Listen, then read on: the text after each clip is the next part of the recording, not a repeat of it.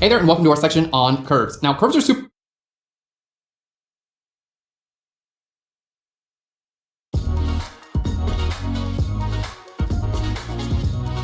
Hey there, and welcome to our section on curves. Now, curves are super cool. They're kind of like the cousin to levels. They're just a little bit more complex, but they work in a really similar way. You can make your images lighter and darker, you can color correct, and you can also color tone using curves. So let's go ahead and start up opening our image.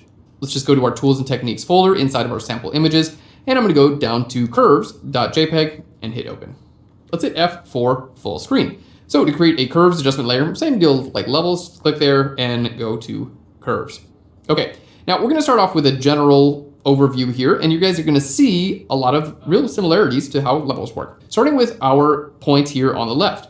If I click that little point that's right on the left, so this is a histogram again, if I click this point and start to drag this from the left to the right, you'll notice the dark pixels in my image is going to black. So this is basically just our black point. So just taking this and dragging this from the left to the right, that's our black point.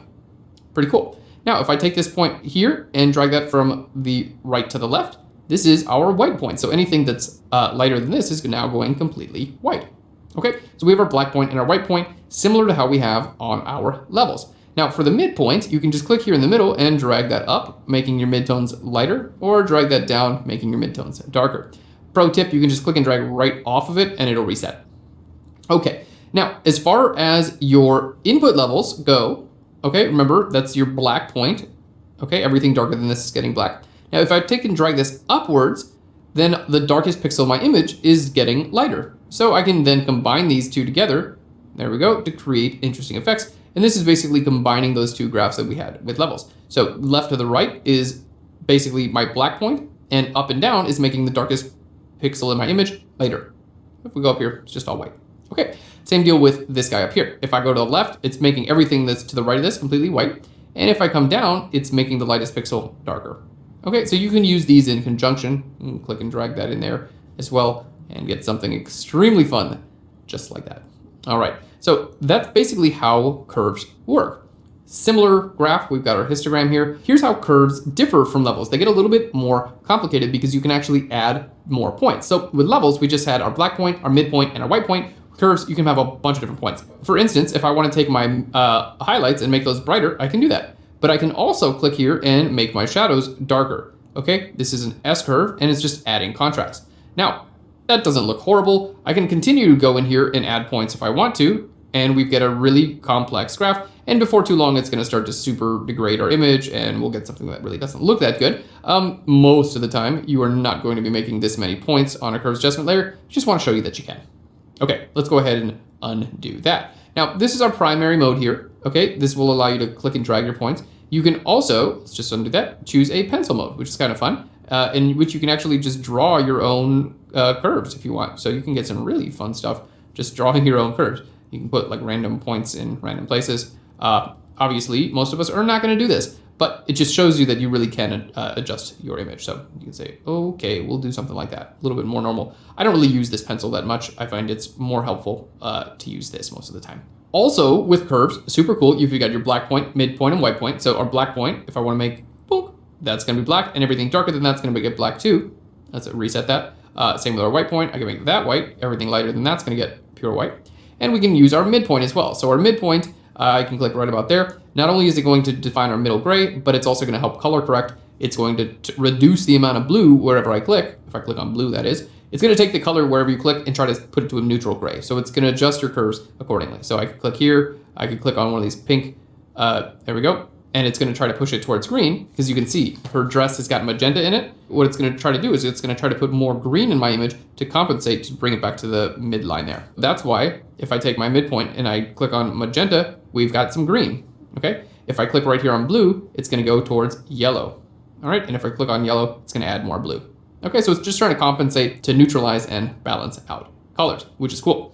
Now, the other option that we have here, which I like quite a bit actually, is this little hand tool. So let's click on that hand tool, and then you can increase the RGB. We're in RGB right now, so we're looking at a red, green, and blue at the same time, which just affects lightness.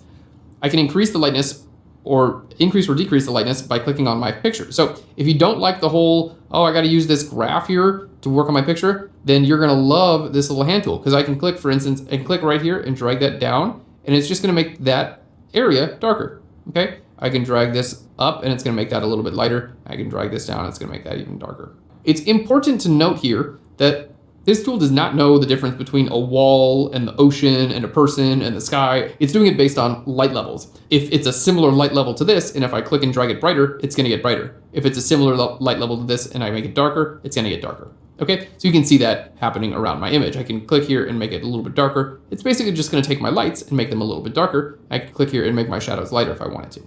Okay, a really helpful tool. Now, up until this point, we've been using all of these tools in RGB, and just like with levels, we can change our color channel. I could go to my red channel, for instance, and use this little guy, and click here and say, put more reds over there, and it'll do it. We can go to our green channel, I'll say, put more greens over there now, and it'll do it.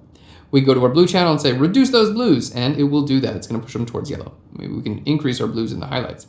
There we go, we'll get something somewhat interesting like that. So we have a lot of control. Obviously, you can use this little hand tool if you'd like. You can make your own points here in the curves if you want to do that. And don't forget about your pencil, which you will almost never use because it just makes all kinds of weird stuff happen. But you basically have all the control that you did with levels here in your curves. It's just a little bit more advanced. You have a little bit more options. All right, so going down, you have a button that will smooth your curves out. That's applicable if you use your little pencil. So you can just make your own little fun thing. How cool is that? You can say, oh, wow, that's so cool. If you decide you want to kind of smooth it out a little bit, click on this button. There we go. And each time I click, it's just going to smooth me out a little bit. It's just going to kind of reduce that effect, which is really nice. And down here on the very bottom, you have an option to, if you just hover over basically anything in Photoshop, it's going to tell you what it does. Calculate a more accurate histogram. So let's click there. And now we have a more accurate histogram that we can work with. That actually doesn't really change anything. It just gives you a more accurate histogram. So you can kind of work having a prettier histogram. So I usually don't do that, but if you want, see, it's gone now because our histogram is perfectly calculated. But other than that, curves are extremely helpful. You can use them for a bunch of different things. Let's go ahead, let's just do a real quick color correction on this, and then we'll be done with curves. The coloring's not too off here. We just have like, it's just a bit too much blue over here. So let's go to our midpoint slider. I'm just gonna click right around that area and say, you know what, we don't need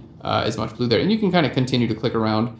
You don't have to do this once. You can keep clicking around and kind of learn how the tool works. But you know, right about there, we're getting a little bit more realistic, you know, color in our image. Now let's go right about there. That looks good. And then, you know what? I'm just make our dark values just a little bit darker. They were just looking like a little bit light. Okay, there we go. And here we have a little bit more realistic coloring. All right, guys, that's it for curves. Next, we're taking a look at vibrance.